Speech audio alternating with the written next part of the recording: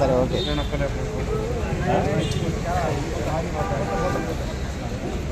Okay. చర్ల నియోజకవర్గం దుర్గి మండలం గంగమహేశ్వరపాడు గ్రామంలో 2019 ఎన్నికల్లో వైసీపీ అధికారంలోకి వచ్చిన తర్వాత మాచర్ల ఎమ్మెల్యేగా పిన్నెల రామకృష్ణ రెడ్డి గెలిచిన తర్వాత ఆ ఊరిలో తెలుగుదేశం వర్గీయులపై దారుణమైన మారణకాండ జరిగింది. గతంలో కూడా చూస్తే ఈ 4 సంవత్సరాల 9 నెలల్లో ఆ గ్రామంలో ఒక తెలుగుదేశం పార్టీ నాయకుడు కానీ కార్యకర్త కానీ మహిళలు కూడా లేకుండా గ్రామాలకు పంపించారు, గ్రామాల నుంచి బయటికి పంపించారు.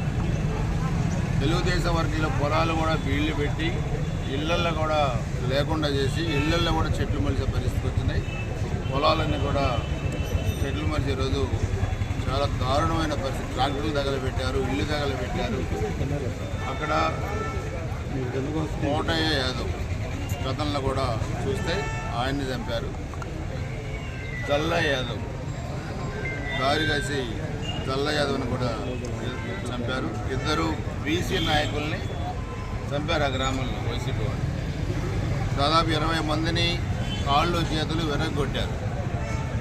నేను అడుగుతున్నాను, ఈ పిన్నెల రామకృష్ణారెడ్డి కానీ అతని తమ్ముడు వెంకటరామరెడ్డి కానీ లేదా ఈ పోలీసులు ఉన్నారు హత్యా రాజకీయాలు చేసి ఇప్పుడు దాదాపు 7 మాచ నియోజకవర్గంలో బీసీ నాయకులు చంపారు.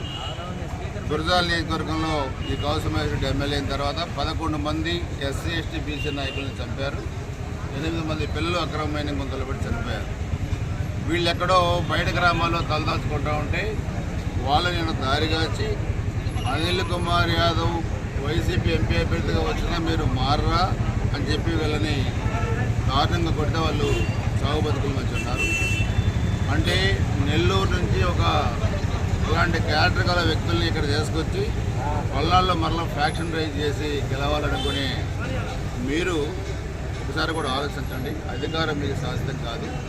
2 నెలల్లో మీ అధికారం పోతుంది. తెలుగుదేశం అధికారంలోకి వస్తున్న సంగతి కూడా మీరు గుర్తుపెట్టుకోండి.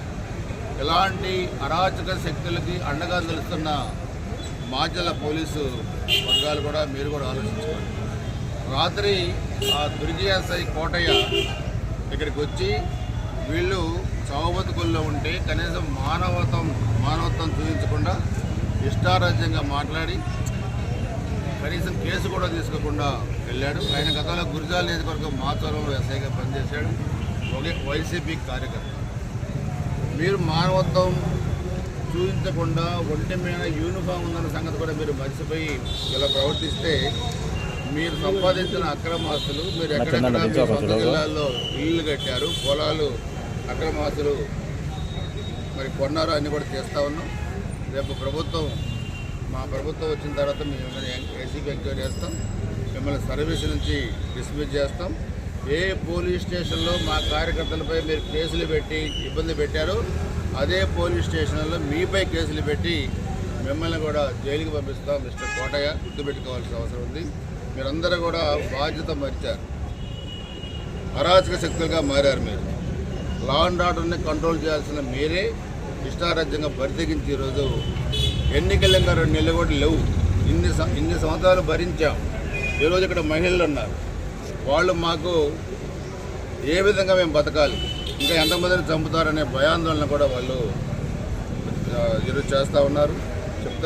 ఏడుస్తా చెప్తా ఉన్నారు. నేను అందరికీ చెప్తా ఉన్నాను.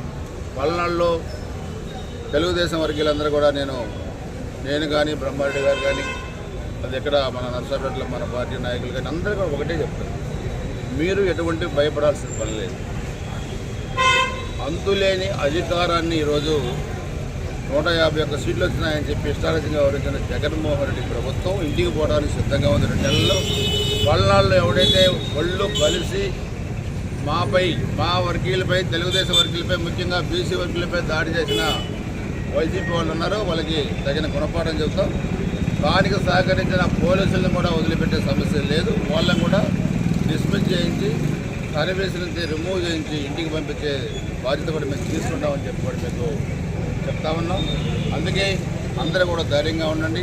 వచ్చేది తెలుగుదేశం ప్రభుత్వం. పల్నాడులో అక్కడ చూస్తే మాచల్లో కూడా బ్రహ్మారెడ్డి గారు మంచి